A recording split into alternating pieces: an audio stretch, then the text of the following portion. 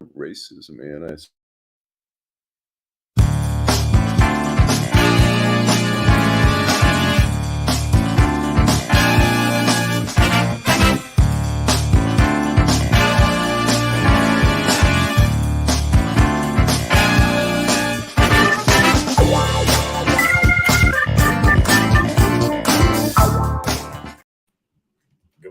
Good morning. Welcome to Detroit in Black and White. I'm Adolph Mongo. Joining us today, the usual crew, Vanessa Moss, attorney and political consultant, Vanessa Moss. Good morning. Good morning, everybody. Allan Lengel, co-founder of Deadline Detroit, Washington Post, Detroit News, and the Eagle American. Eagle American. That was our high school paper. Well, Adolph was the editor. I was the sports editor. Adolph was my boss. Mr. Jackson. That was our guy. Yeah. We're going to have white boy Rick on, but he likes to be called what? Well, I think he's embraced it more now, white boy, but it's Richard Wershe Jr. or Rick. I call him Rick. Okay. So. Ex-DC U.S. Attorney Roscoe Howard. We're going to talk about Trump and Jason Roe, political strategist, Republican political strategist, right. And Reginald Scott, the deputy director from Detroit Land Bank. Let's get going. Last week, let's do our outrage of the week. Vanessa, your outrage of the week. So my outrage of the week is, let me say this. Last Sunday when I woke up, we usually grab our phones or whatever. I grabbed my phone and I see this story, and I actually watched the video of this young lady. She and her husband, they're from Memphis. They're engaged in an argument. They're going back and forth, and it was clear that the husband was trying to leave the home. And in the background, you hear his mother-in-law, because the wife is like, she doesn't want him to leave. You hear the mother-in-law in the background, telling him, you need to stay, take care of your kids or whatever. Okay. And in my mind, you need to stay out of it. But that's a whole different commentary about in-laws living with. That's a whole different commentary. But and apparently they have had domestic violence runs by the police previously. So he's trying to leave. He's like, take your hands off me. I mean, it's on video. And she's still, the wife is talking junk or whatever. The kids are in the house, and she tells him, I ought to kill you. She takes a gun and she kills him. This is all on Facebook Live. Her mother then tries to protect her daughter. She tries to delete or get rid of the evidence, of what just happened on Facebook Live, which was the murder, and that was a murder of her son-in-law. I'm outraged that you are the mother, You are the older person in this situation. There is no way that this should have happened. You should have been there de-escalating the problem. You know what? He's trying to leave. You come back over here and sit down. That kind of thing. But then you try to get rid of the evidence. I am outraged that happened. No. I don't know. They haven't charged the mother or mother-in-law yet, but in my estimation, she should be. Is the wife in custody? Oh, she's in custody. She's in custody. The mother won't be charged, though. You know what? She should be, but she won't be. Trying to hide evidence, that's a problem. Yeah, but it's as we know now, look, you can erase everything on the internet, even your email. It goes into a junk folder. Right. It's so easy to pull that stuff out. It's just, there's a footprint. There's all along the way. I'm outraged that it got to the point where you have a 28-year-old man that's married, that have children. You have children in the house, and now he's dead. And I think that could have been avoided. Right. In addition to that, I read a story in Indiana where a 5-year-old got a hold of a gun and killed his 1-year-old brother. Bang, bang. I am so outraged because you know what? We keep hearing that. I've heard, and I have friends that are gun enthusiasts. It's not guns that kill people. It's people that kill people. Right. Yeah, but there still needs to be some kind of legislation. And you know what? There needs to be some accountability in terms of these adults being responsible for their weapons. But it's not. As a kid, I remember a neighbor of mine, he was about 16, 17, like to go hunting, cleaning his gun.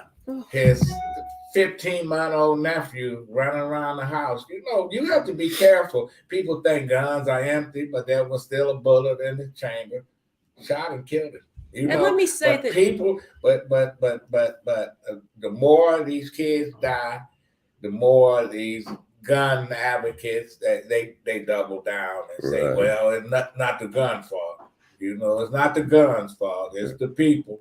You know, I don't know. I think on the Facebook thing, when you talk about trying to eliminate some of the evidence, I think if it happens real quickly before the police arrive or whatever, I think you can get away with it. I think once the investigation starts going on and they start gathering, and then you can get obstruction. I believe that could be true. I'm not going to say absolutely. Okay. That's an absolute, but apparently she had just had a baby too, not too long ago. So it might have been postpartum depression. My thing is, as the elder, you could have... As a defense attorney, you already got your defense for it. Oh, absolutely. Postpartum depression, absolutely. We can stay on this subject forever. Let's go to you, Allan. But it's just going to be all the Republicans. When Trump got indicted, you have Lindsey Graham going on Fox News and and talking about Trump is victimized. He's not the victim. And he goes on and goes, you know, he spent so much money on legal fees, and he goes, send your money. And he's given like places to send to this thief, this outright thief. And you have all the Republicans. You have Ron DeSantis, who's trying to, let's say, hey, I'm not going to get involved in any extradition and stuff like that. Total bullshit. It's like Ron DeSantis, all these guys who are defending Trump, particularly those who are running, they want the Trump people. So if Trump sort of gets pushed aside, they're going to say, well, Ron DeSantis was good to Trump, so I can live with that. So they're defending this guy. Nobody's even seen the indictment yet, and they're saying how unfair it is. I'm going to guess, and I could be totally wrong, this is totally speculative, I'm going to guess there's probably some witness intimidation or obstruction of justice charges in there. I can't imagine that Trump either directly or indirectly had somebody tell somebody, you better shut your mouth. There's 30, I don't know, I hear different numbers, 24 counts, 31 counts. That's a lot of counts just for a financial transaction there. There's got to be more to that. And you know, we'll just wait and see what. You know what? To piggyback on talking about these people that are supporting him, you see Marjorie Taylor Greene is going to New York on Tuesday. To do what? She's talking about let's protest. And these are the same people who are law and order, who believe in the United States Constitution. How hypocritical of them to start already without even knowing what's in the indictment, what they're saying, or anything like that. I think it's just it's outrageous. And we'll have Roscoe Howard, the DC former DC attorney, will be talking about it. Listen, soon as something go down, you won't find Marjorie Taylor Greene anywhere.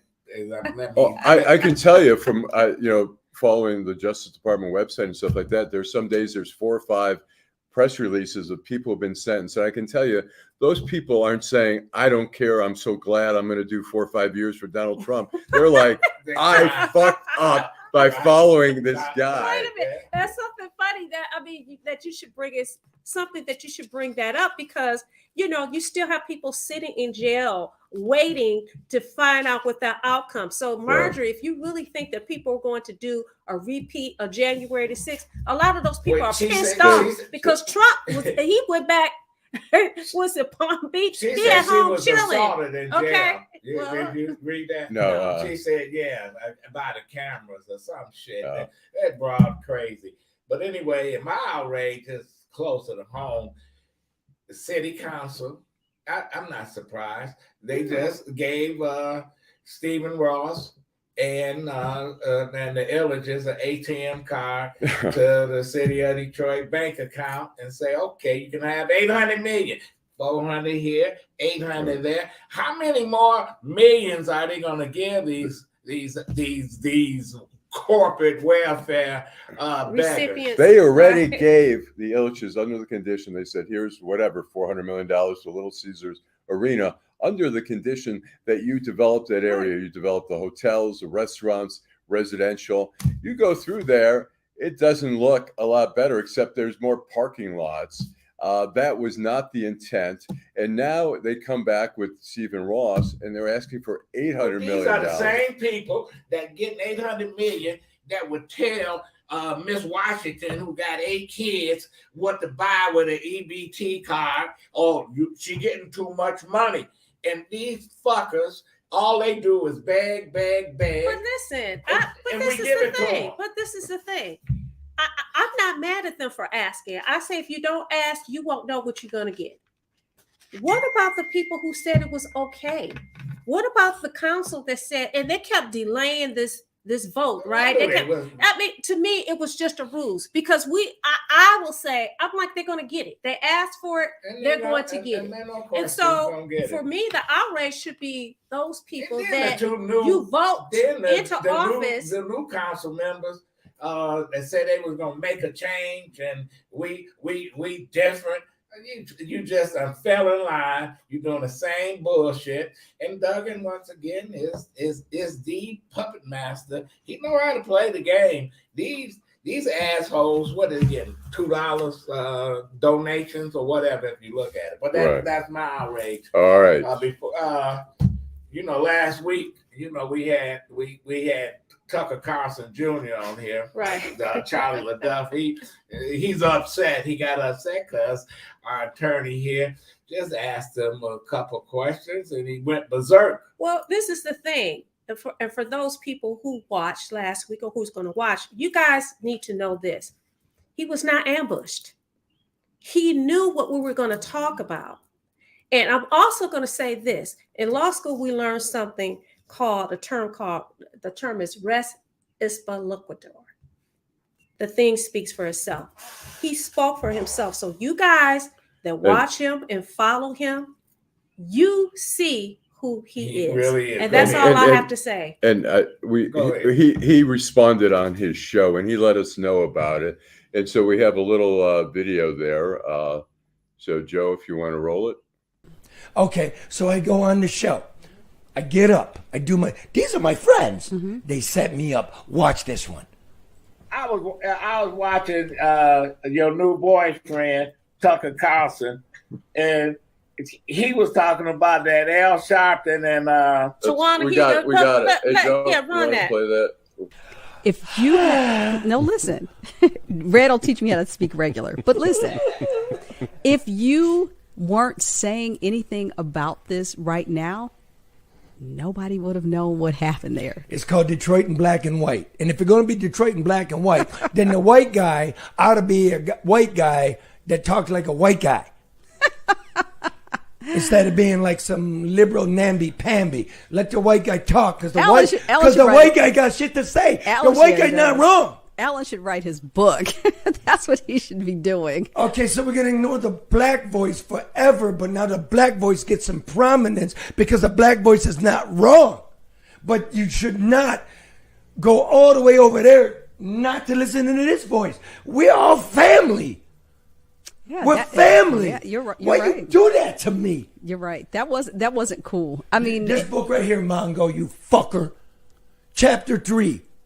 We're going to go in a century from now. This book means something called Detroit. American Autopsy, Amazon.com. This is all I got Hilarious. to say. You can dish it out, but you got so that you can't take it no more. That's it. That's all I look, I love Charlie. Charlie, we worked together at Deadline Detroit.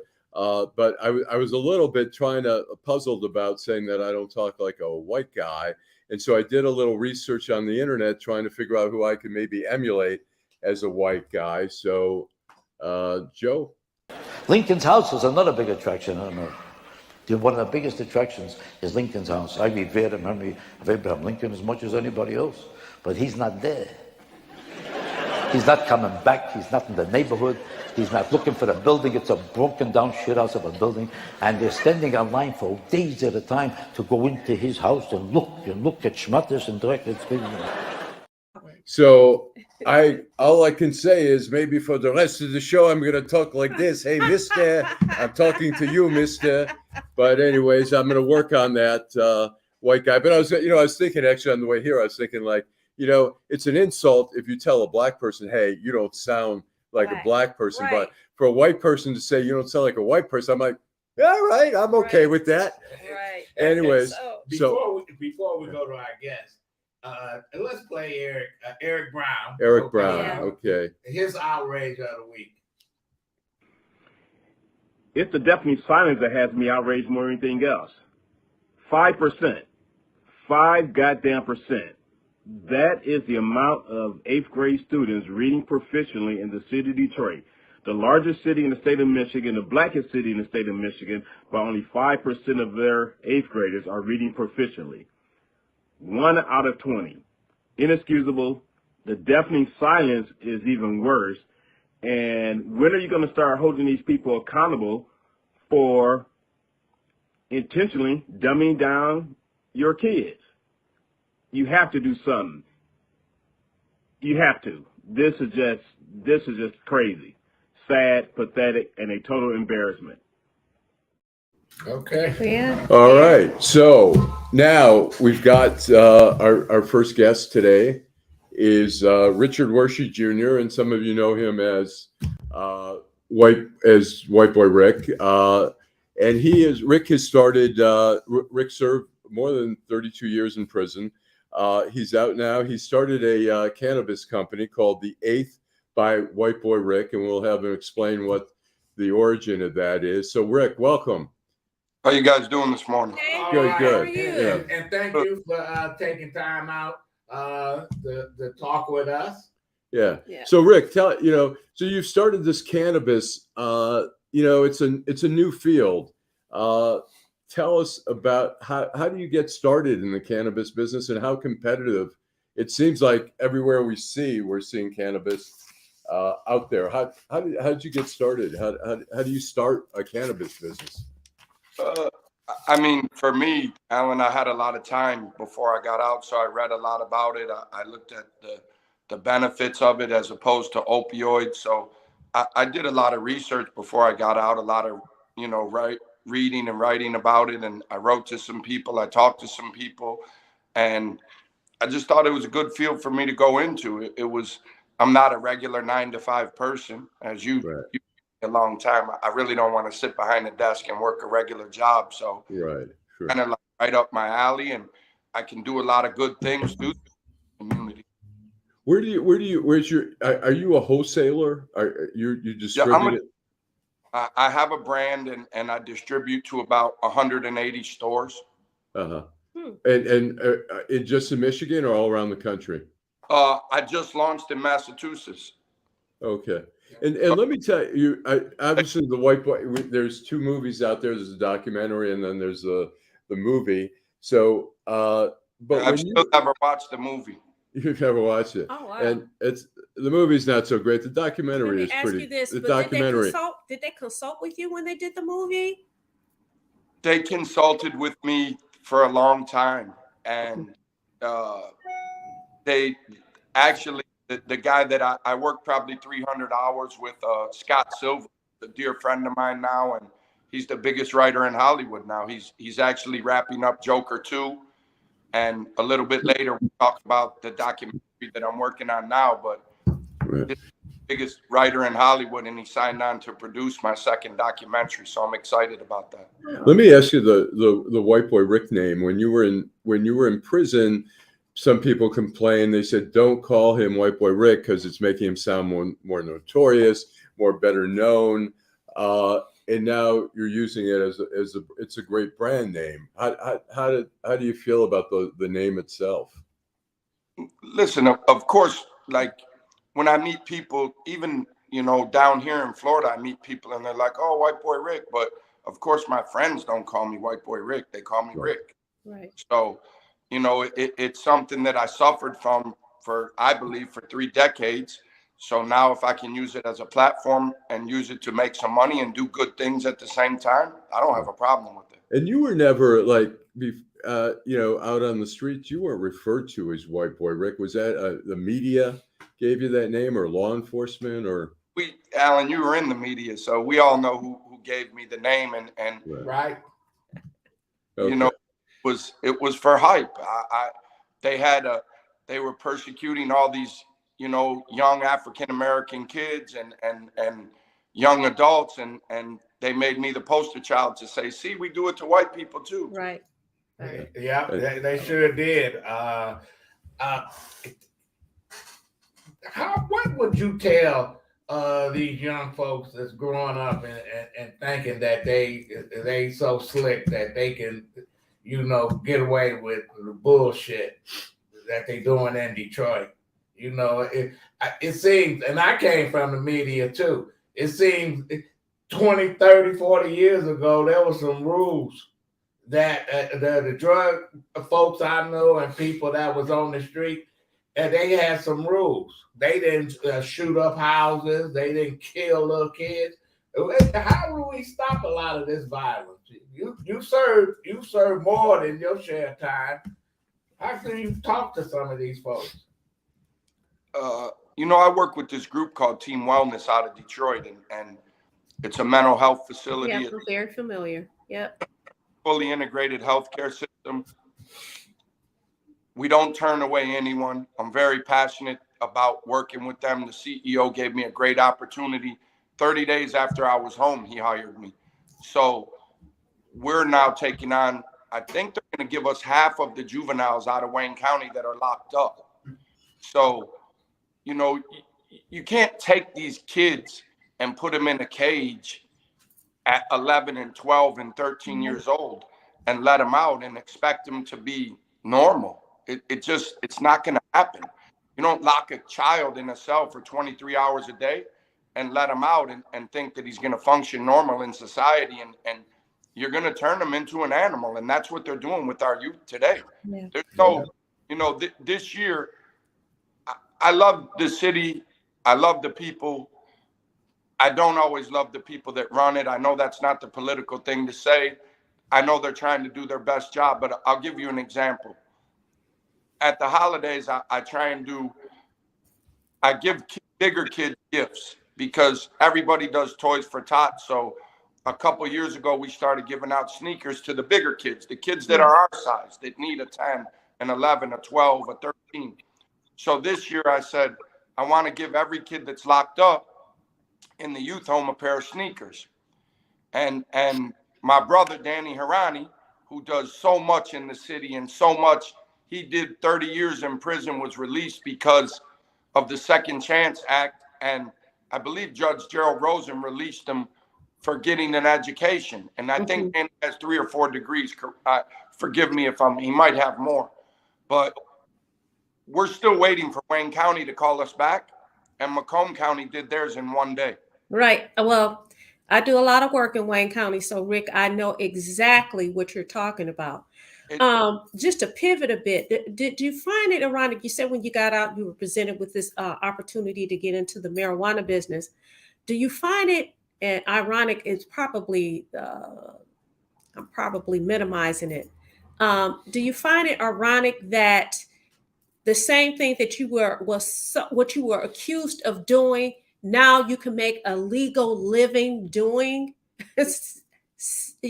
selling, drugs, basically? How did that make you feel? Well, marijuana, cannabis is not a drug.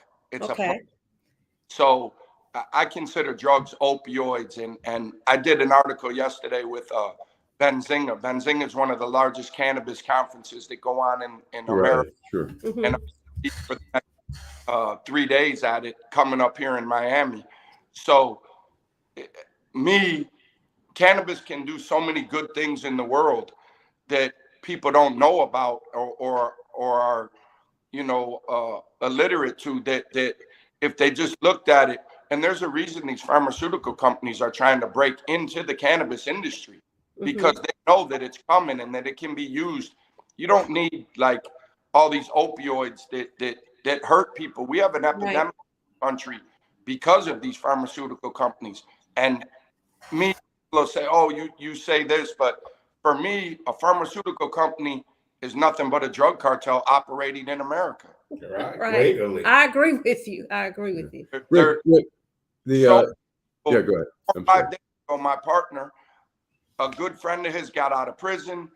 I think 6 or 8 months ago he was released. Forgive me, Gus, if I'm wrong, but it's and they buried him 4 days ago, from a fentanyl overdose. He was released from prison.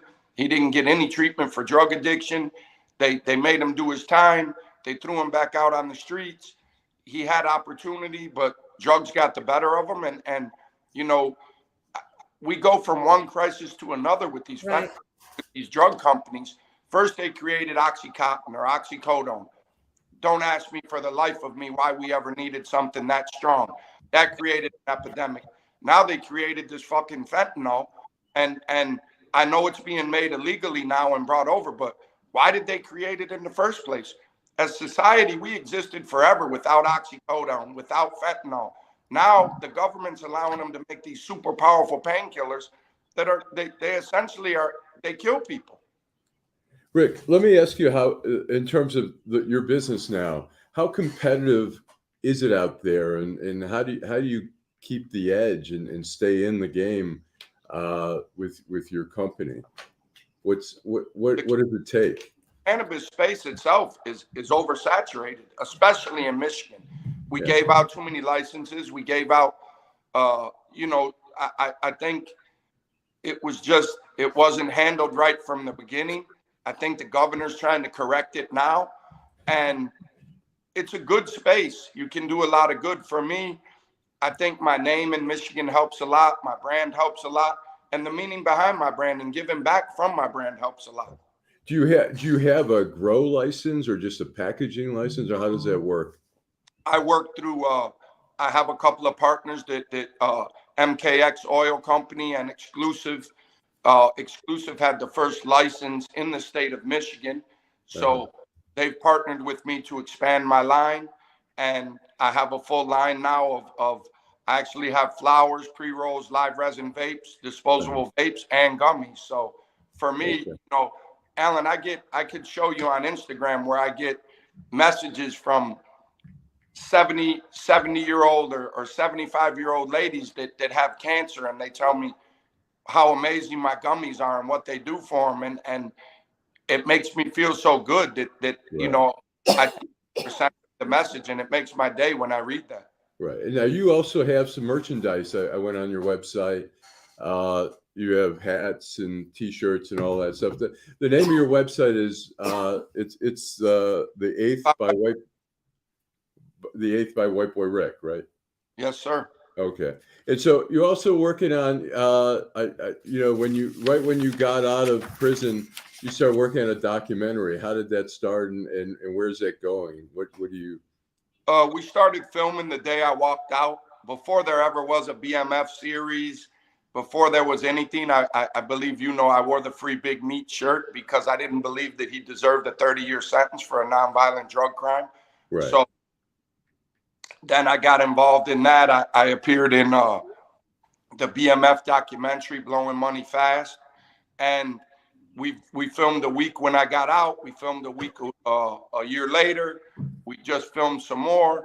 And as I said, Scott Silver has signed on to produce. So I think we'll do good. I think it'll be a real interesting series. It'll show, I want to show people that after 30 years or 3 decades or more in prison, that you can still have a life, you can still do good things, and you can do positive things. Okay. So, Rick, you said the documentary, is it going to be a series? And if so, is the plan to have it on one of these platforms like Stars or Netflix or something like that? Our plan is, with the success, Netflix just bought the old documentary again for 2 years. A few weeks back, it was trending at number 5. So they see the success of the old one. So we're hoping to land somewhere on a Netflix. Okay. Well, we're going to take a quick break and we'll come back, Rick, if you can wait a minute, and then we'll wrap it up. Okay. Yep. All right. You want to roll? I'm Wayne County Treasurer Eric Sabri. There are payment plans available to help save your property. Visit our website at treasurer.waynecounty.com or email us at taxinfo@waynecounty.com for further information. Homeownership opportunities are rising in the city of Detroit, and there's a house out there that's right for you and your family. You don't even have to worry about credit or getting a loan. You can win a house for as little as $1,000 and pay for the renovation cost as you go. It all starts at buildingdetroit.org and the Detroit Land Bank Authority. Our auction and Own It Now programs offer a variety of houses in neighborhoods all over the city of Detroit. These homes are in desperate need of repair and new ownership. You can begin by going to our interactive map and detailed property listings to find the right fit for you.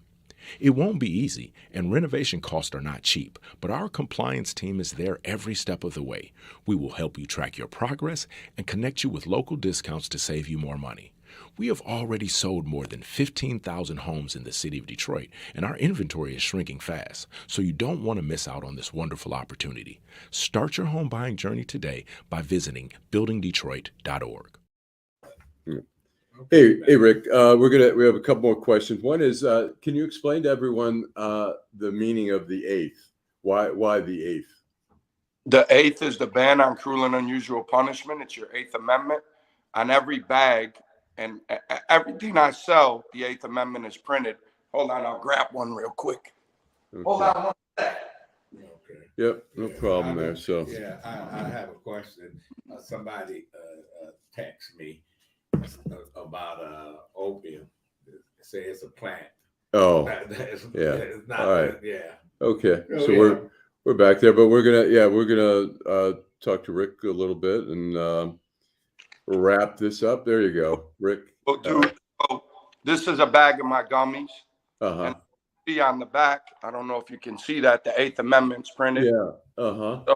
So, interesting. back Very of cool. every bag, the Eighth Amendment is there as a learning tool. I also have a little swag, man. A couple of shot glasses, Let few me ask you this, Rick. and right now, Allan, if people go into stores just to give back to someone, I hope someone in the city wins it, but I did kind of a Willy Wonka thing, and this is an advertisement. So there's specially marked Rolex bags, and I'm giving away my personal Rolex in the bag. So okay. Very cool. You flip it around, and there's a golden ticket, kind of like Willy Wonka. Uh-huh. Well, let me ask you this question, Rick. I smoked weed 30, 40 years ago. I just can't get into it today because I don't like the smell. What's the difference? Is your brand as good or what? And I don't want to eat anything that You don't want any gummies? No, I don't want that. I like the stuff that I used to smoke in the day. Listen, the thing now is there's more science behind growing. There's the terpenes, the THC. Like when we were kids, we really didn't know what we were smoking shit that was coming across a border from Colombia or Mexico. Right. It was outdoor weed. Now, you have these boutiques that grow some indoor.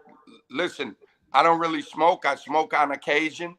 And I'll tell you this, there's some joints that I've hit one or two times and I don't want that.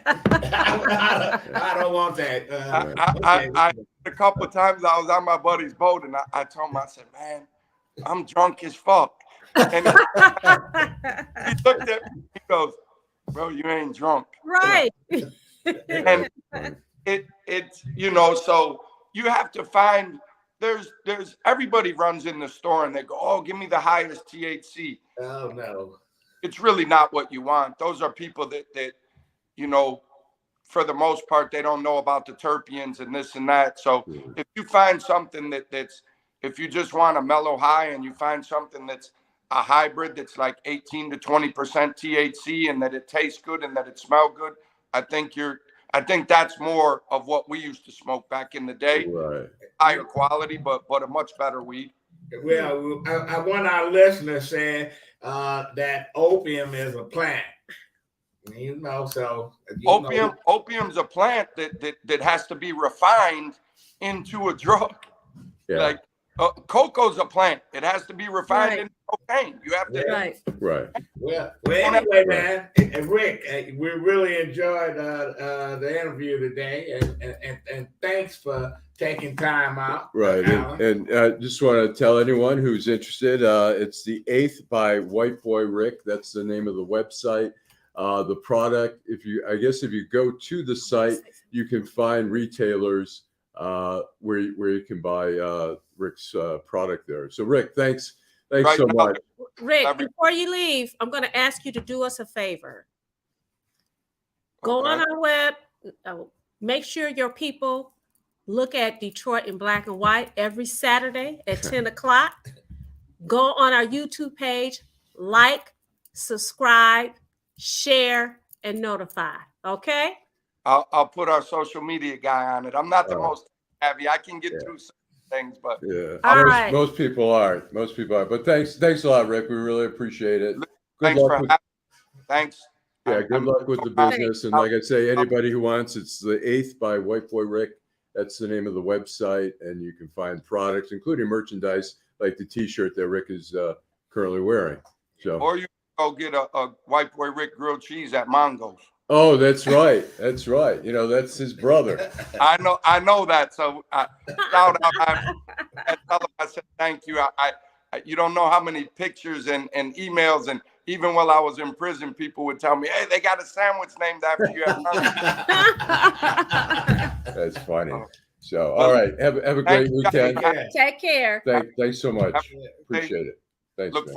Larry know how to promote. Oh yeah, Larry's an entrepreneur. He's got the Mongo family, man. Entrepreneurs there, man. And no stocks, no seeds that you don't need. So yeah, that was interesting. That was great. So all right, so we have coming up. Well, we're from the Detroit Land Bank. We got Reggie Scott, deputy director. All right. You know they've been in the news a little bit.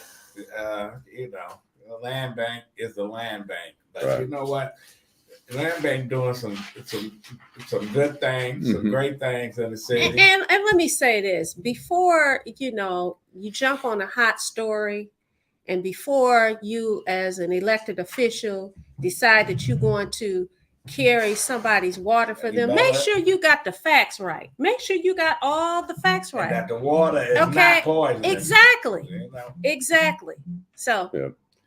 I actually had in my in my building that I live in Midtown, the water. I have one of those purifiers on the faucet now, but when you run the regular water, it was cloudy, and I was concerned about that. And they were telling me in the building, they're probably just working on something, and I think that's what it was because it cleared up. But I mean, people always talk about Detroit's water as being great, so.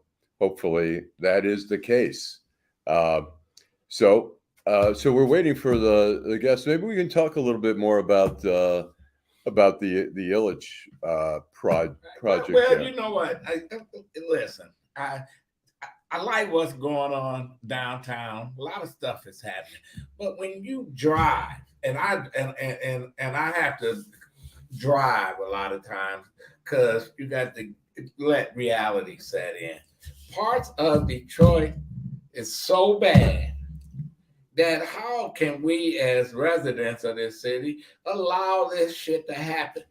You can go somewhere, you get one house on the street here, one house there. You got 5 burnout houses here, and then you got a house where somebody, they own it because the grass is manicured, right? No trash around, and they sitting on a street. It's full of rats and what other rodents that's running around. But the other part of this is this: when people complain and say, "Hey, you're only concentrating on downtown Detroit. You're only concentrating in certain areas." To me, when you pass this when you say you give somebody a pass and say, "Hey, you can use as much money as you want because we are allowing you to me, it gives credence to those people who feel like, listen, we're being left out. You guys aren't considering us. That is the reality. You can go to Dearborn, Melvindale, Westland, and you see these old houses but you see nice, clean streets, manicured yards and stuff, and then you ride down in Detroit, and the shit looks like it don't even look like Lebanon. Well, you know Lebanon what? You know what the thing is, which is really I to shouldn't me, laugh because you're right. it's fascinating to me is that we have become so accustomed. Like I drive down Woodward in Detroit and go through Highland Park, and you see some of the blight and the boarded up buildings. When I lived in DC, probably the whole city, there were maybe 3 boarded up stores. There were no abandoned homes. There were maybe a couple abandoned apartment buildings, which were eventually rehabbed. But here in the city, we have become so used to it. So when somebody from another city comes to Detroit, they're like, holy shit, look at this place. It's decimated. You go down Grand River, you go down Oakland, you go down Hamilton. It's like it's never recovered from the riots. Since 67, some of these areas have never made a comeback. Grand River, we have 16th and Grand River, where we have suddenly a bakery and we've had a restaurant come up there. And my father had a bar at 14th and Grand River. That area became a dead zone for almost 50 years.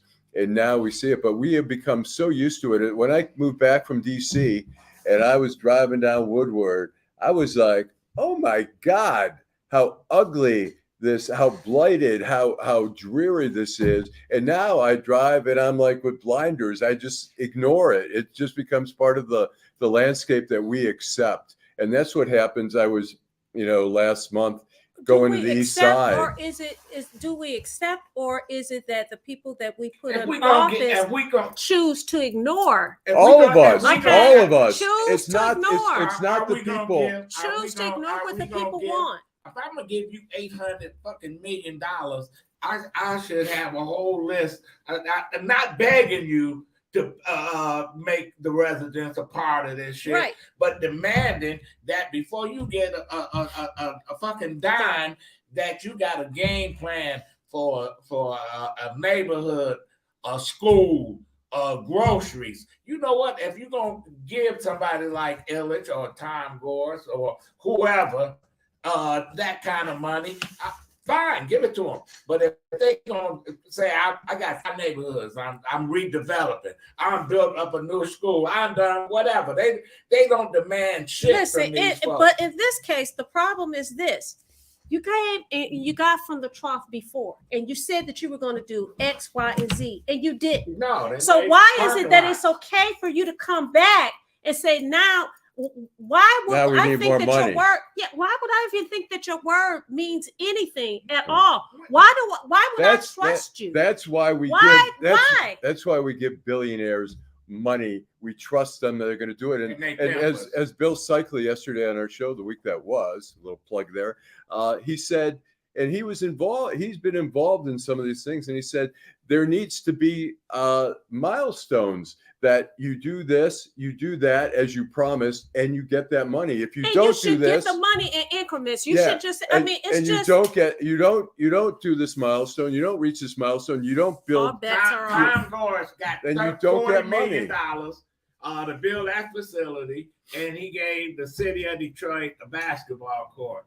God damn, man. You know what? But we allow another billionaire who's had his hand out, and as I pointed out before.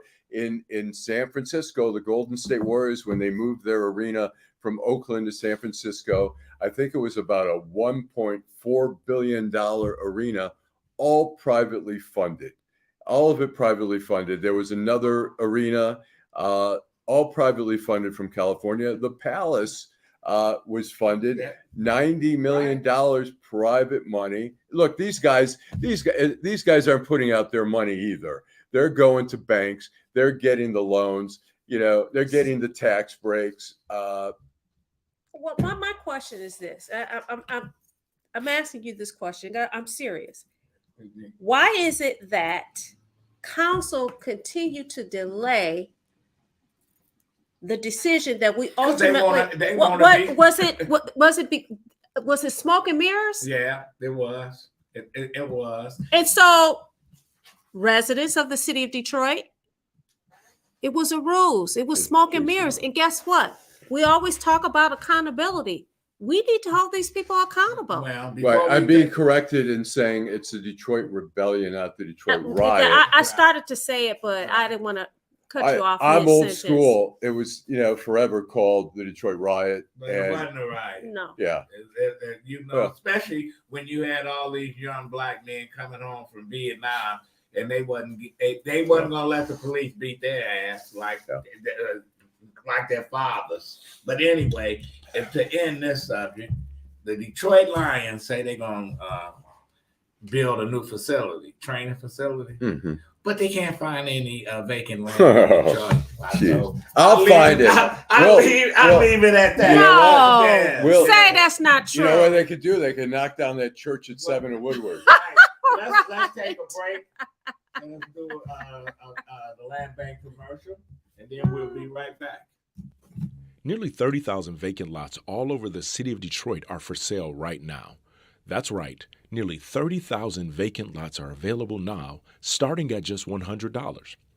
The lot next to your house or the lot down the street. Make it yours today in just a few simple clicks. Find out if it is available by visiting buildingdetroit.org. At the Detroit Land Bank Authority, side lots are just $100 and neighborhood lots sell for $250. You can apply and pay online today by visiting buildingdetroit.org. And if you don't see the lot you're looking for, call our offices. Our phone number is 313-974-6869. Again, that is 313-974-6869. We have already sold more than 21,000 vacant lots to Detroit homeowners. Make today your turn by visiting buildingdetroit.org. Okay, that's fine. All right. Okay. All righty. Okay, well, we talked about that, but we got somebody that's going to talk about the Detroit Land Bank. The deputy director, we had him on when we was doing radio, and he can give us the 411 on what's going on. Reginald Scott, good morning. Good morning. Good morning. All Good right. morning, we can't everyone. hear you, man. There we go. Hey. How you doing, man?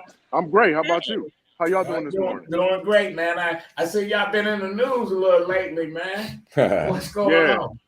Well, you know what? I'm gonna just go right to it, man. It's some ridiculousness. It is attempting to be in the news but not talk about anything. We've been in the news about this Occupy program, our Occupied, and it was a horrible, totally misguided interview with someone who is living or occupying some of the land bank property. So let me give you a little context about this. I've been with the land bank for 7 years, this April 6th. And when I started over dispositions. And one of our programs that I was most, I would say, proud about because of its people first approach was our Occupy program. So let's kind of set the record straight on a few things.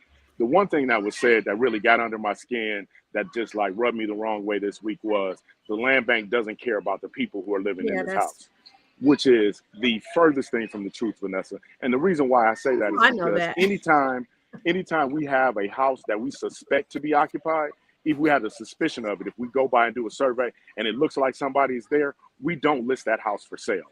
We don't list those structures for sale. But you got to understand this. These are not people who are living in the house that like bought it or they've been residing in it. These are, for lack of better terms, they're squatters. And not only are they squatters, but in addition to that, these homes are in deplorable conditions. So when we decide that we want to sell them, or we attempted to sell them to a nonprofit, we're attempting to sell them to a nonprofit so that we could get them a better quality of life and a better home to live in. Man, I mean, so this is so real to me because we deal with it every day. And we've been doing this program, like I said, for 6 years. And in that time, over 1,100 people have actually been able to go through the Occupy program, whereby they demonstrate that they have some connection to the property, be it like their family was owning the property, or they had a lease on the property and the landlord didn't own it or something like that. With those people, we see the connection to the property. We take them through a year of working with a nonprofit to save money, and we sell them the house and we teach them how to pay their taxes to be a responsible homeowner. Why didn't Mary Waters come to y'all and say, you know what, I got a person calling me and this is the scenario. It's gamesmanship. It's gamesmanship. And you know, because when I tell you that the example that they use, if they couldn't have picked a worse example of the structure that they chose. Yes. Reggie.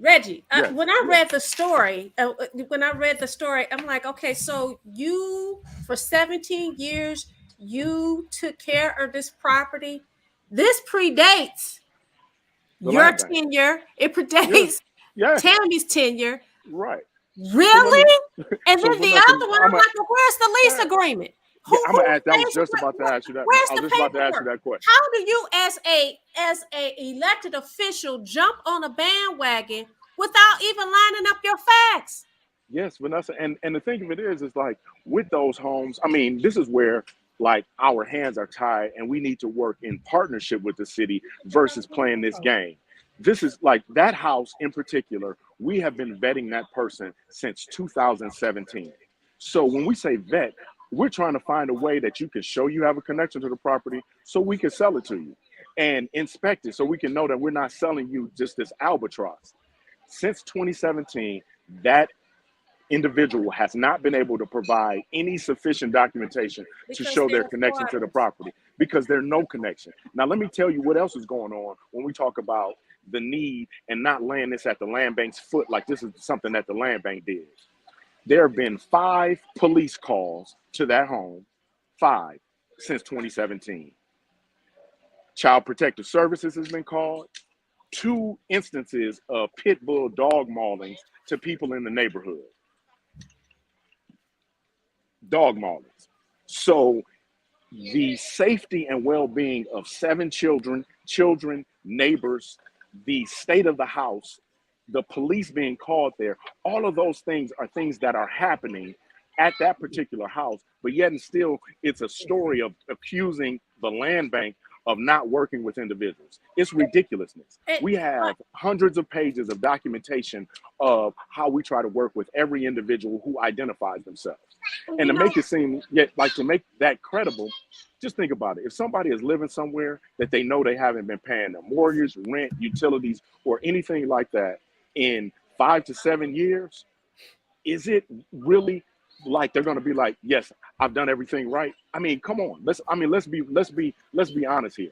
This is a social services issue that is being laid at the feet of the land bank, and it's incorrect. That is if we're going to do this right and we're going to work with the city and we're going to work on this, we got to work on this stuff right, and we got to be real about it. This ain't a land bank issue. Right. Let me say this, Reggie. In my opinion, that we all know that poverty is a real issue in the city of Detroit. And this is probably a poverty issue, right? And so you have this mom there with these kids and CPS involved and all of that. Listen, we understand that you need somewhere to live. We understand that, you know, you need somewhere for your kids to live. We get all of that. But to me, as an elected official, you don't go after the entity without, as I said before, getting all the facts. If you want to be helpful to these families, say, hey, use your connections and say, hey, we're going to call social services, get you hooked up with somebody. Do you know somebody that can help them with this? Or even make the call to the land bank and say, hey, she doesn't have this paperwork. How can we get around this? But instead, you have this article, these articles in the news. It's ridiculous. So let me jump on that right there. So this is where the whole issue really came from. This is some like behind the scenes. Why this is an issue is because if the person does not, to your very good point, if the person does not own the property or have a connection to the property, we don't try to put them out. What we did with this particular property that they went in front of was we referred it to an occupied nonprofit partner. And what that is someone who has the resources and the ability to come in, fix up the house, A, but B, work with that resident or that individual who is squatting, who is there to see if they can come up with an agreement on moving forward and that they don't lose occupancy. So here's the thing. We have an individual who is working in that neighborhood, in that footprint, who has been doing great work with the land bank for the last 4 years. So how our process works is that if someone wants to acquire more than 9 properties or parcels of land, we work in conjunction with the city of Detroit, and we send them to be vetted by city council because we want city council to approve a land transfer or 9 or over. So this individual entity, this nonprofit entity, wants 26 occupied properties and the rest vacant. But this is the thing. He wants those 26 and has shown a pattern and has shown a history of being able to work with these individuals, employ individuals in the neighborhood, employ returning citizens to get these properties fixed up and get them occupied. He's doing great work. These individuals like him come few and far between, because can you imagine having to go into a property and try to deal with someone who has been off the radar for all of that time? So he's been successful. We've been vetting him. We've been watching him for 4 years. And now we're like, hey, let's take it to city council. Let's do a larger transfer so you can really have some impact in this neighborhood that needs it. But now, I'm just being honest, this is Reginald talking on a Saturday. The politics came into play.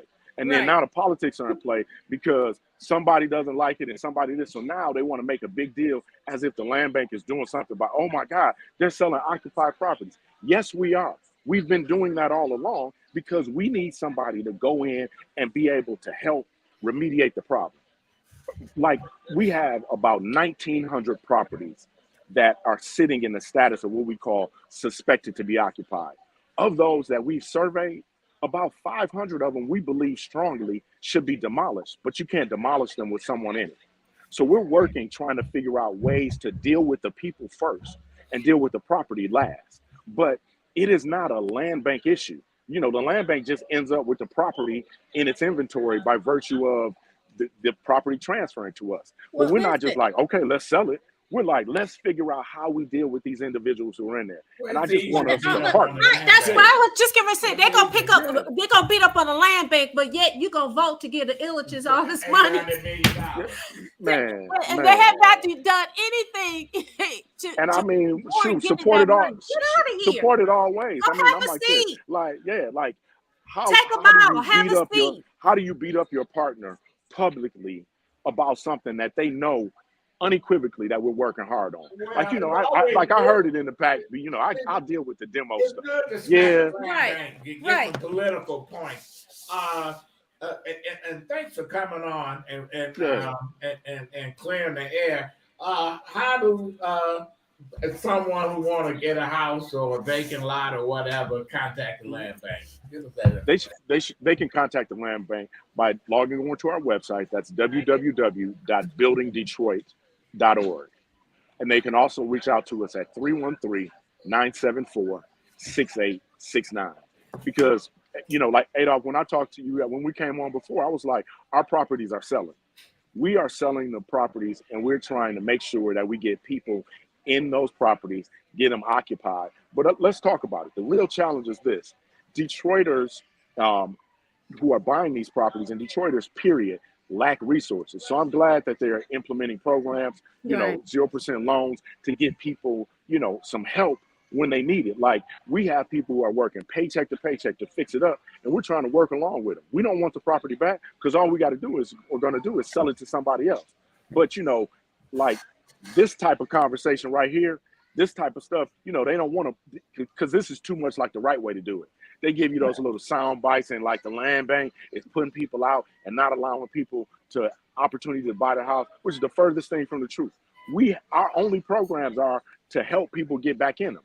We need to really do more, but we need the ability to refer somebody to something. When you go in a house and you got people that say, I'm gonna stick my pit bull on you if you come to my door, and they know they're living in a property that they don't own, there's an issue beyond the scope of what the land bank does. Right. It really is. It's a danger to our ministers.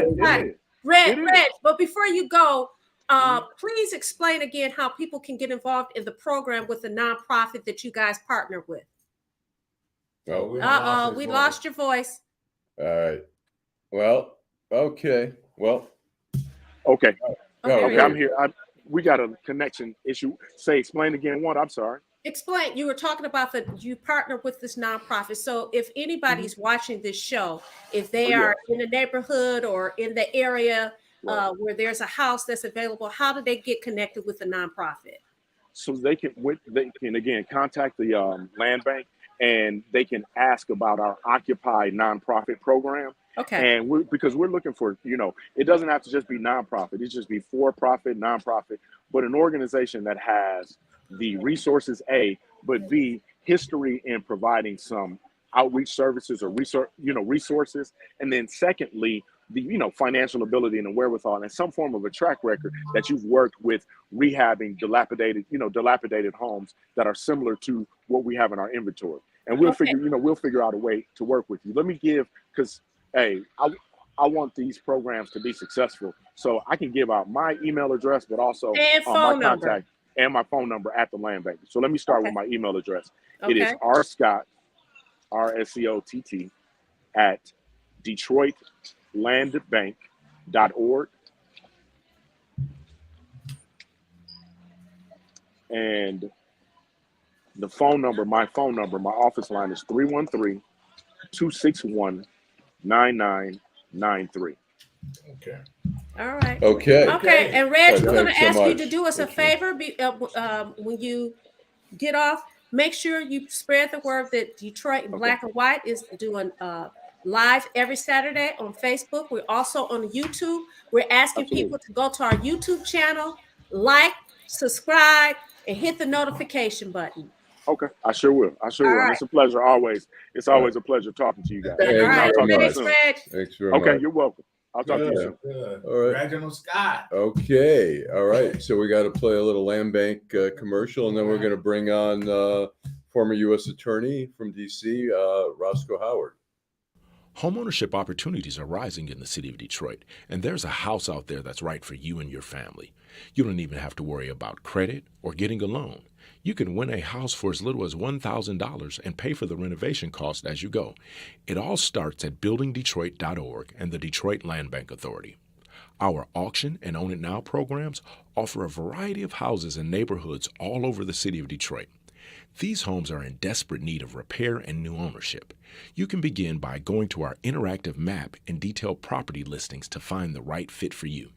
It won't be easy, and renovation costs are not cheap, but our compliance team is there every step of the way. We will help you track your progress and connect you with local discounts to save you more money. We have already sold more than 15,000 homes in the city of Detroit, and our inventory is shrinking fast, so you don't want to miss out on this wonderful opportunity. Start your home buying journey today by visiting buildingdetroit.org. This is live video. All right, we're talking to. Well, we learning. We learning. We got an ex-U.S. attorney, Roscoe Howard. We're waiting on to get a video, right, Joe? Yeah, but anyway, now as you brought up something that made a whole lot of sense. Mary Waters beat up on the fucking land bank, and without getting her facts straight, but yet she voted for $800 million. To me, how do you reconcile that? How does that even make sense? I'm for the poor people. I'm for these people that is getting beat up on, but yet we're going to give I'm going to help you write this check to these people. That to me just does not make sense. It does not. It does not. But that's when I say, if I'm going to use this woman as a poster child, I'd have said, Mr. Illich, Mr. Illich, you see what we dealing with in the neighborhood? Absolutely. So you use your leverage. That's right. You use your leverage. This is what we're dealing with in that. What are you going to do in the neighborhood? Well, we'll see. We got video. All right. We got video, Joe? All right. You want to bring him on? We'll do an intro, and then we're going to. Hey, Roscoe. There he is. Hey, how you doing? Good. Hi, Thanks so much. Roscoe I'll just give you a quick little intro, and we're going to play a quick little video because we're going to be talking about Trump. But Roscoe, when I was at the Washington Post, he was the U.S. Attorney in D.C. from 2001 to 2004. He now works for the law firm Barnes and Thornburg, correct? That's correct. All right. And then we're going to talk to Roscoe Roscoe knows the inner workings of D.C. and about indictments and stuff. We're going to talk to him about the Trump indictment and what we expect with all these investigations going on. But we're going to play a little video first. You got that, Joe? The Kimmel? I haven't heard Joe say thank you, President Trump, for the great job you did. Perhaps I'm just not listening. Now NATO's stuffed up with cash. Thank you very much, President Trump. Shut the up! Thank you very much. Okay, so Roscoe, the question is, we've got the indictment now here. We don't know. There's a lot of counts. It seems to me. What's your thoughts? I mean, the core, or at least the core investigation, we had to do with the payoff to Stormy Daniels, but 31 counts. Is there some? Do you think there's obstruction, witness tampering? What's your just total conjecture on that? It'd be total conjecture. I don't know that anybody knows the number of counts. I think I believe it's Tuesday that Trump will be arraigned. Indictments are usually sealed right after they are passed by the grand jury. The whole proceedings are secret. There's a reason for that. A lot of people look at it as kind of evil, but there's a reason for it. And there may be a leak or something like that. But right now, Allan, pure conjecture. My guess is that every time he passed a check, there was a count. That's probably the way the statute reads. Mm-hmm. It is not uncommon for prosecutors to do that.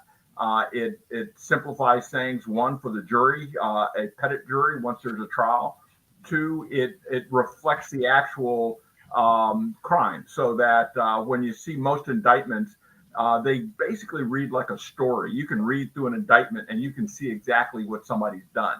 And ordinarily what they'll do is you'll have a number of dates written down, and on this date, X, Y, and Z check was passed.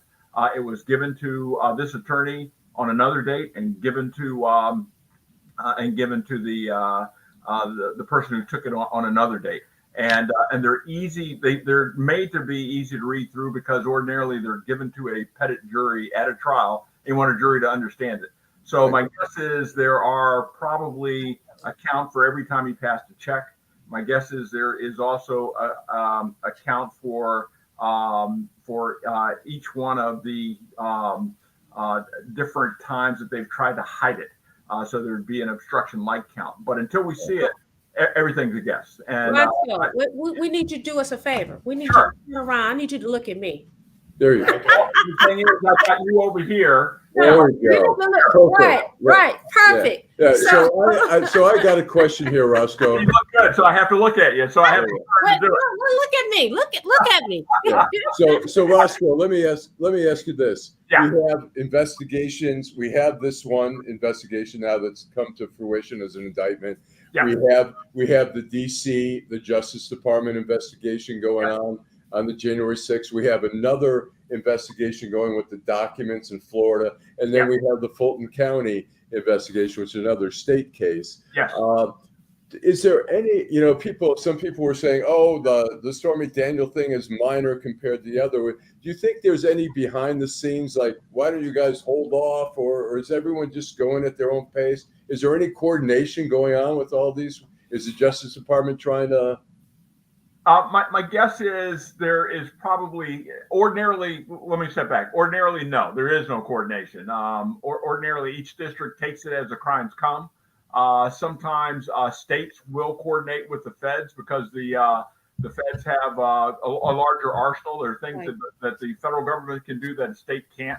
And so ordinarily they will hold off for the state. But I think at the ground level, each prosecutor is looking at their case as their case. Right. And I got to tell you, at this point, indicting the president has just never happened. So unprecedented. I'd be a little surprised if the people at the top, Merrick Garland, the Attorney General for New York, and the Attorney General for the state of Georgia, haven't talked to one another about where are you, what are you going to do.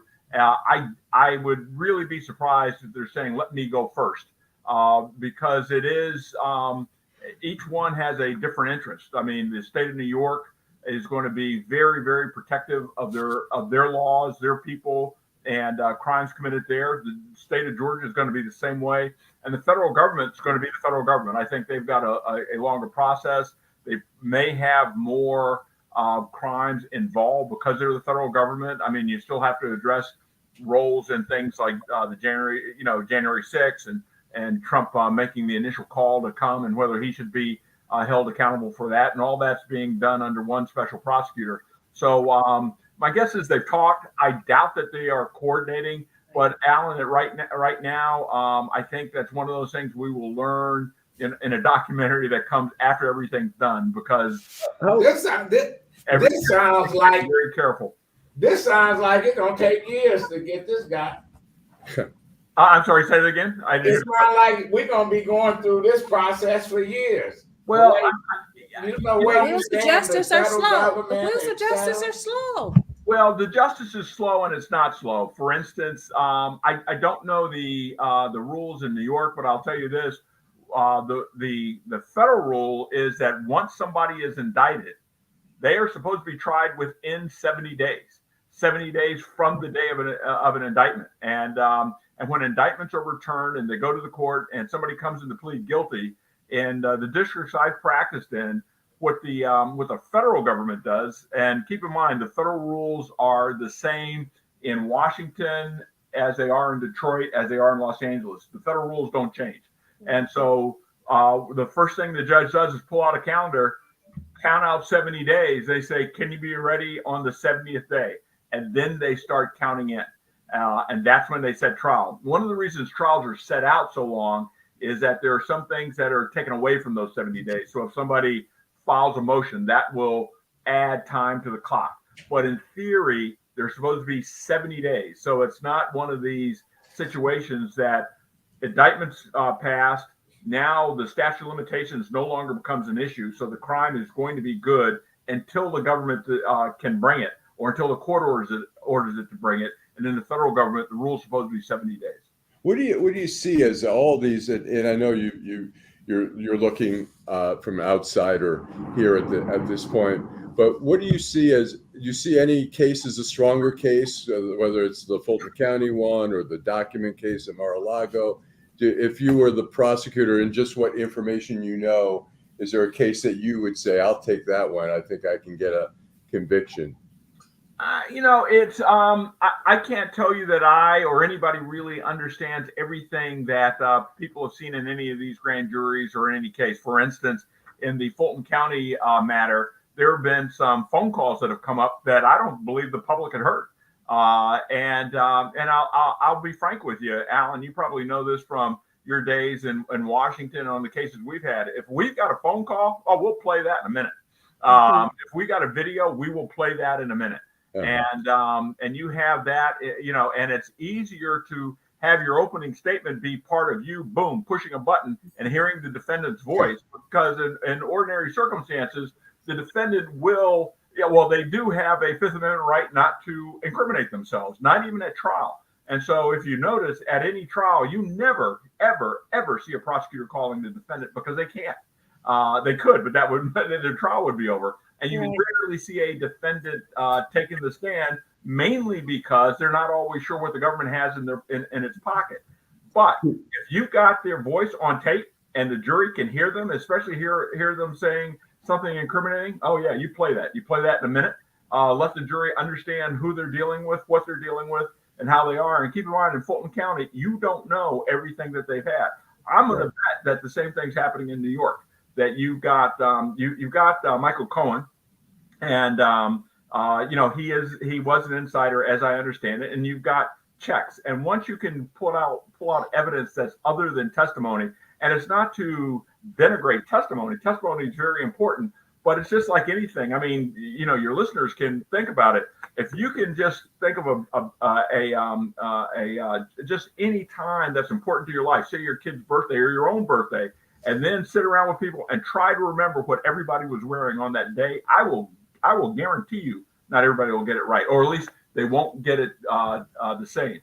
But when you can pull out a video, a phone call, anything that the jury can look at or put their hands on, it's from a prosecutor standpoint, that's evidentiary gold. Roscoe, let me ask you, everyone's thought about this. Do you think Trump could actually get prison time if convicted on some of these various cases? Well, the conviction's always the first part, and and he's an unusual guy. I mean, if you think about it, I mean, he's run for president twice, from a popular standpoint, lost both times, but still got to serve. He clearly has a base. And I think in some districts he might have a little problem because the districts didn't go for him. I don't know. He'll have more supporters in a jury pool, I would imagine, in Georgia than he does in New York, and certainly more than he would have if he's indicted here in Washington, D.C. But it's just tough to say. Former presidents just don't fit on the sentencing guidelines for any state or the feds, and I think that a lot of it will depend on what the jury hears. But could he get jail time? I think each one of these crimes does carry jail time. Does the judge have an ability to go below that and not get below the guidelines? Give you a range that somebody should be. When I say should be, that Congress has decided in the federal case, this is what somebody who committed these crimes and has certain factors. This is what they should serve. But a judge has the ability, as long as they can explain it, to go below that. Yes. And certainly prosecutors can argue above that, and without a doubt, defense attorneys will argue below that. And could they get it? Yeah, I think he could. I don't think it's an impossibility. All right. Well, time will tell, as they say. Yeah. Roscoe, thanks so much for it's great seeing you. Absolutely. Hope to see you in person sooner than later. Good. So, anyways, thanks again for providing your expertise, and we'll talk to you later. We'll have you on again if you're willing. Thanks for coming on. So, glad to be on. Thank you. Thanks for the invitation. Thanks. Okay, land bank commercial. We go to the break. All right, a little break here, a little commercial. Nearly 30,000 vacant lots all over the city of Detroit are for sale right now. That's right. Nearly 30,000 vacant lots are available now, starting at just $100. The lot next to your house or the lot down the street. Make it yours today in just a few simple clicks. Find out if it is available by visiting buildingdetroit.org. At the Detroit Land Bank Authority, side lots are just $100 and neighborhood lots sell for $250. You can apply and pay online today by visiting buildingdetroit.org. And if you don't see the lot you're looking for, call our offices. Our phone number is 313-974-6869. Again, that is 313-974-6869. We have already sold more than 21,000 vacant lots to Detroit homeowners. Make today your turn by visiting buildingdetroit.org. Is this supposed to happen? Jason Roe. Hello, sir. How you doing? I'm all right, man. A lot's been happening since the last time I saw you. It's never dull in Michigan. If it's boring, just give it a day. Well, I really appreciate you coming on, and we had talked about stabbing our seat, but be remiss if I didn't ask you what you thought of this indictment against the former president. Well, Donald Trump has no better friends than his enemies. Everything they do just seems to strengthen him, and I think enhance his possibilities of getting the Republican nomination, unfortunately. Does this hurt the Republicans in Michigan? It hurts Republicans. It doesn't hurt Trump, but Trump's never much cared about Republicans. Right. What you saying? He's not a real Republican, huh? Well, listen, he was a Democrat before he decided to run for president as a Republican. He was whatever he needed to be when it was convenient to be it. And, I don't think he's a conservative steeped in conservative ideology and thinking about these things. I think when he became president, he surrounded himself with some conservative ideologues that guided him. And I think, you wear that cape long enough and you start to internalize the ideals of the party you're wearing the cape for. So, I would say, he thinks like a conservative today, but I don't think he gives a damn about the Republican Party and the prospects of Republican candidates or the party itself. Jason, go ahead, brother. So, Jason, so you have some Republicans, and we were talking about this morning, who are you had Lindsey Graham who's saying let's raise some money for this guy's defense. First of all, I thought that's what he's been doing for the last 6 years myself. Right. It's an indictment. We don't know what's going to happen, but you have that, and then you have Mitch McConnell, who hasn't said anything at all. And then you have the Democrats, you have some that are like, yay. I just think that, in my opinion, those Democrats need to just be quiet and just let things play out. What's your take on it? Well, listen, I think well, it depends. I mean, I think Democrats probably are cheering this because anything that improves Trump's opportunities of getting the Republican nomination improves Democrats' possibilities in the 2024 election cycle. I know we're going to talk a bit about the Michigan Senate race, but of the 33 U.S. Senate races that are up in this next election, Democrats are defending 23 of those 33, which spreads out the resources. That means, Chuck Schumer and the Democratic Senatorial Committee got 23 races to spend money on. Republicans have just 10 that they're defending. And 3 of those Dems are sitting in seats that Trump won. And the margins in those seats, Montana is a Republican plus 11 seat. Ohio's Republican plus 6, and West Virginia with Joe Manchin, not every Democrat's favorite Democrat, but that's R plus 22. And it sounds like they got the Republican governor, Jim Justice, to run. So, this complicates, Democrats' situation. So I think having Trump at the top of the ticket, when you look at what happened in 2022, he effectively chose the nominees in all of our battleground states, whether it was Arizona or Georgia or Pennsylvania or New Hampshire. And we got saddled with candidates that weren't up to the task and dealt a little bit too much and crazy. And he cost Republicans winning the Senate. So, it definitely hurts Republicans if he's the nominee. And I don't think, even a conviction is going to be a disqualifier for him. I agree. Jason, let me ask you this. In 2016, we saw in the primaries, everyone was going after little Marco, lying Ted. They were all going at it. Lindsey Graham was talking about how horrible a human being Trump was. And then suddenly they're all like, yeah, we're endorsing Trump. The Stockholm Syndrome is deep with that crowd. Yeah. How nasty do you see it getting? Or is there going to, like Ron DeSantis, Chris Christie is let it be known, I think he's willing to take on Trump head on. Do you see is it going to be a nasty fight, or is there going to be some constraint knowing that Trump could possibly get the nomination again? No, I do think it will get nasty, and that will start with Trump. He's already, the super PAC aligned with his campaign is already spending $1.5 million on ads attacking Ron DeSantis right now. But going back to 16 and for your listeners and viewers, I was Marco Rubio's national media spokesman in 2016 during the campaign, and I would probably do 5 interviews a day, and I don't remember a single time ever talking about Marco Rubio. All I talked about was what Donald Trump did, said, or tweeted on any given day. And I would complain to the producers, between breaks, like, can we talk about Marco ever? Or we always got to talk about Trump. What will be different? You won't have, what did we have? 16 candidates at one point. If you remember the first debate, they had to do it in 2 different groupings because, you can't get 16 people on a stage and have any kind of meaningful conversation.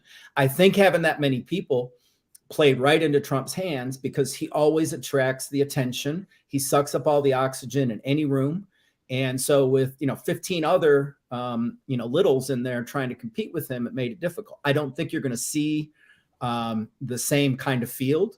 One of the, points that Jeff Roe, who's running the super PAC for Ron DeSantis, no relation, but a friend, he talked about is this will effectively be a 2-person race between Trump and DeSantis because no one else is going to be able to raise the money to compete with those 2 guys. Both of them have the capacity to raise hundreds of millions of dollars. And, Mike Pence will be lucky to raise 100 million. Nikki Haley will be lucky to raise 50 million. Mike Pompeo will be lucky to raise 50 million. And then Trump gets all this free media on top of that, you can't even put a dollar figure. And there was some estimates in 2016, he got $1 billion in free media from the cables and the print reporters and publications. So Yeah, I think it'll be a narrower field. I also think we have a different record to run against Trump on in 2024 than we did in 2016. He was an unknown. Republican voters had been furious at Republicans in Washington for many years. It wasn't new. And seeing the rise of Trump shouldn't have surprised anybody that paid attention to the previous 10 or 15 years in Washington. But now he has a record of losing. I mean, other than winning in 2016, he lost the House in 2018. He lost the Senate in 2020.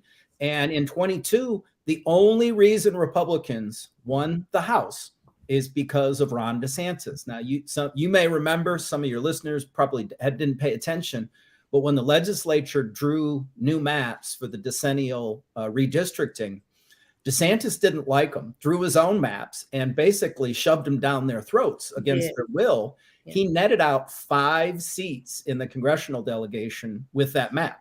And when you look at the narrow margin in the House, without Ron DeSantis's map in his 20-point victory in Florida, there wouldn't be a Republican majority in the House. And I bring this up because if I'm Ron DeSantis, I'm not going to get into an insult slugfest with Trump, because you're playing in his lane and nobody can beat him at being an idiot. And you look like an idiot if you try. What about, do you see the possible scenario where DeSantis gets the nomination and Trump says, screw you, I'm going to run as an independent and sink you? Absolutely. I see that all day. I do think, there's the potentials of that, but I also think certain states actually have rules, let's call it, sore loser laws, that if you run in the primary and lose, you are not allowed ballot access to run as an independent after the fact. And so he may well do that, but there's going to be a lot of states that aren't going to count his votes. I'm not particularly familiar with all the states and their rules, but I do want to just finish a point on with Trump today as compared to 2016 and no record. If I'm Ron DeSantis, I'm going to mock him for being a loser. And I'm going to diminish him, and I'm going to compare it to my record in Florida, in which he has legislative accomplishments and political accomplishments. Probably the largest margin of the Hispanic vote in Florida history, or any state for that matter, for a Republican. If you look at his legislative agenda, let's face it, the legislature there are just carrying his water. They ain't got any strength. Right. And if I got this guy's been losing for our party for how many years? I've been winning. Do you want to win and change the direction of this country, or you want to go down in flames with this loser? I have a quick question for you. We see like Joe Manchin and Kirsten Sinema, who are always kind of threatening to leave the party or whatever. Is there really, and this is maybe a misconception, but it seems like there's no room in the Republican Party for somebody who would be seen as it's like Romney is an outlier. Is there room really for people like Joe Manchin? Would he be embraced for his being a moderate? It seems hard to be a moderate these days. How do you see that? Or would Joe Manchin, he threatens to become a Republican. Would they really embrace him? I mean, they'd love his vote. Sure. But, the thing is, first of all, Mitch McConnell and Senate Republicans would absolutely embrace him. They're not get too caught up in those things. And, listen, he might be vulnerable this time around, but Joe Manchin is an institution in West Virginia. Those people love him. There's a reason he's gotten elected and reelected many times as governor or U.S. senator in a state that is plus 22 Republican. So, if he were to switch parties, I think he would not even break a sweat. Arizona's a much different deal. Sinema, it's an interesting conversion for her, because when she ran for Congress back in, I think, 2012, 2014, she ran as a very progressive, anti-war candidate, and really had embraced a lot of the progressive cultural issues. To see her become this kind of McCain-light Democrat version is interesting.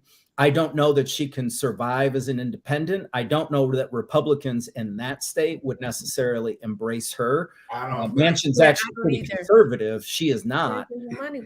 She's just picked a few fights, but you could see a 3-way race in Arizona, Republican and Democrat, and her as an independent, and that could be a jump ball. Right. Real quickly, because at the time, the Senate race here. Republicans, do they have a chance to take that seat? Well, as I've mentioned to you before, Adolph, I'm 52 years old. And in those 52 years, there have been 19 Senate terms served in the state of Michigan. And a Republican has served 3 of those 19. Robert Griffin in the late 60s, early 70s for 2 terms, and Spence Abraham for 1 term from 94 to 2000. As good as Republicans have done in the past in this state, the Senate has always been elusive. I think that Alyssa Slotkin and Chuck Schumer and Debbie Stabenow have done a remarkable job of clearing the field for her on the Democratic side. Sure. 2 Dems talking right now are not I think, a terrible threat to Slotkin. Right now, none of the Republicans have emerged. I actually think we have a dozen candidates that I think could be good candidates. Right now, the only one that I'm seeing making any kind of moves is Peter Meijer. I think Peter needs probably 3 qualified conservative primary opponents to get through a primary with his impeachment vote and some of his other votes. And if he got unopposed, which I don't think is a likelihood, if Peter Meijer was the only credible candidate, you would see some fringe people like Matt DePerno, who ran for Attorney General in 2022, or former Senator Pat Colbeck, who wouldn't be able to raise any money, but would be able to cause some trouble and maybe thwart his ambitions. I do know a very wealthy Michigander from the business side who is, I guess, taking a look at it. A self-funder would be important. We talked about the Dems having 23 seats to defend. What about Cannabis? Seats in the Senate? Each one is 1 vote, and Michigan might not be the cheapest game in town. There might be other states that are a cheaper campaign than what it might be for Republicans, given the head start that Slotkin has in her fundraising ability. What about Betsy DeVos or Candace Miller? Are they time? Listen, I think Candace Miller would be an exceptional candidate. She flirted with it early. She pulled back, as she does every 2 years in some ways or another. Listen, I'm a big fan of Betsy DeVos, but she was vilified by Democrats for the last 20 years. And all of a sudden, the DeVos family has become toxic with Republican voters, which is inexplicable to me because they've done more to help conservatism in the Republican Party in Michigan than any family ever. And we wouldn't have been red or purple were it not for the DeVosses. But I frankly, I think they're without a home right now in the 2 parties. What about real quick question? The VP who might Trump pick for VP? Would it be Carrie Lake, or who do you see? I could see someone like Carrie Lake. Regardless of what you think of her politics, she's a pretty talented campaigner. She's charismatic. She's great fighting with reporters. So she's a loser too. She's a loser too. She is among the losers, which is remarkable if you paid attention. She's a loser too. So Katie Hobbs ran arguably the worst governor's race I've ever seen in the history of America, and still won. And it's not running a great campaign. But Trump's not looking for someone that is going to do anything but be his lick spittle, and I think Carrie Lake has qualified herself for that. Right. Yeah. Jason. One last question. Jason, before you Adolph is going to wrap it up, I'm going to ask you to do us a favor. Sure. I want to ask that you go on our YouTube page, that you subscribe, like, and hit the notification button. Okay. You got it. All right. Hey, Jason, thanks so much. man. We're going to have to have you back, man. Anytime, Adolph. Anytime. It's getting interesting, I tell you. Let's grab a beer in Corktown next week. Well, let's do that. I'll give you a call. Thank you, Jason Roe, political strategist and consultant. I really appreciate you. Listen, he's been around. It was Rubio's guy, So, yeah, he's got a wealth of knowledge. Well, final thought. Well, I probably have another enemy this week. Oh, yeah. Welcome to the club. But everybody have a wonderful upcoming week. I do want to share something that's interesting. I heard today that there are more children being admitted to the hospital for COVID than adults. Recently. Very recently. I heard this from a medical profession. So listen, be safe out there. COVID is still alive.